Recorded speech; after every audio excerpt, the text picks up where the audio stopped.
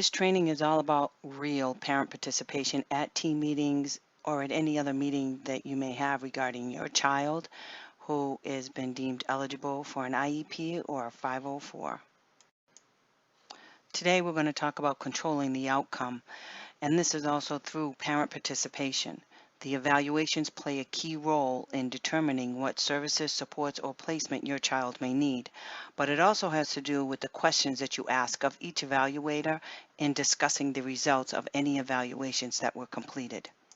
So the first thing that you need to do is make sure that you understand what you're asking the school district to do. Be very specific in your request to even do the evaluations. Make sure that you're very, very clear on the areas of concern related to your child, progress in the classroom or in other settings, and that includes behaviors and daily living skills. So you have to be very clear, write it all down. Once you figure out what areas you want to be assessed for your child, you need to put it in writing and send it to the school. You need to be very clear as to the areas of concern that you have for the school district to evaluate. You need to date it and you need to sign it, and you need to make sure that the school district receives it. They have 60 days to complete the evaluations, but they only have a limited amount of time to answer your request as to whether or not they're going to approve it or they're going to deny it. And if they deny it, then they have to put that in writing also. Okay, so let's say for the sake of argument, the school district agrees to do the assessments. After the assessments are done, the school district, they have to discuss the results. Then they develop an IEP or they amend the current IEP or modify the current IEP. Now, you also have some choices. You can accept, get independence done, or file against the school district for not evaluating in all areas of suspected disability. As you can see, all roads lead back to the evaluation.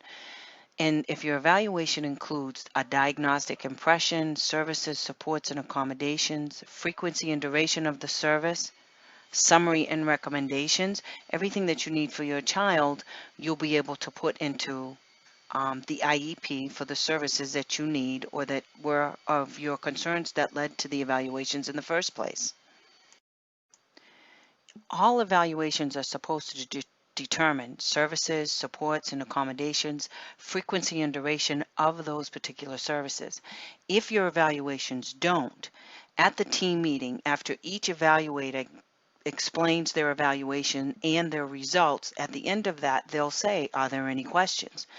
These are the specific questions that you have. What services are you recommending? What supports and or accommodations are you recommending? And what is the frequency and duration of each one of those services? The team chair may interrupt you to stop you from asking those questions, but you must tell them that that was supposed to be included in my evaluation.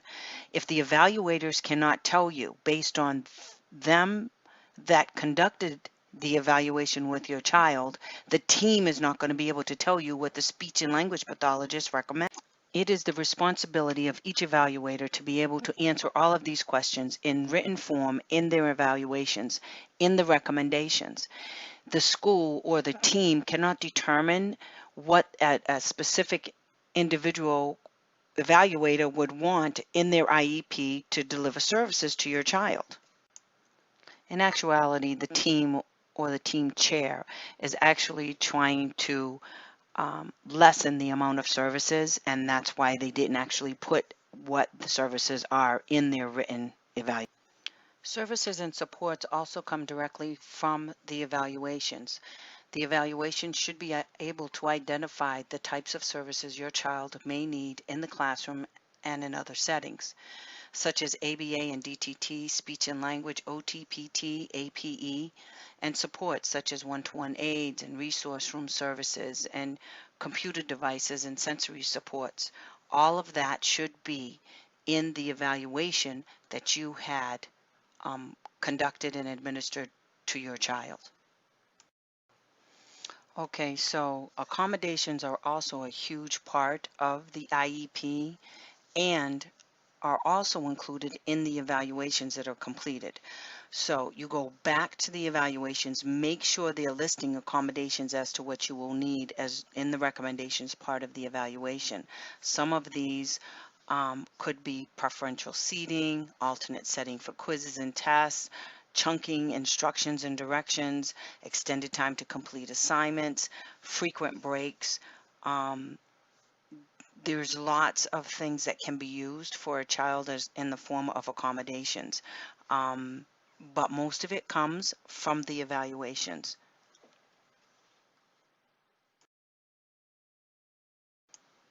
Okay, so this was part one of parent participation. Now we're going to be talking about in part two the 9 elements of the IEP. Parent participation and the evaluations are key elements to helping you develop a uniquely designed IEP for your child's special needs. Thank you, and join us with part two coming up soon.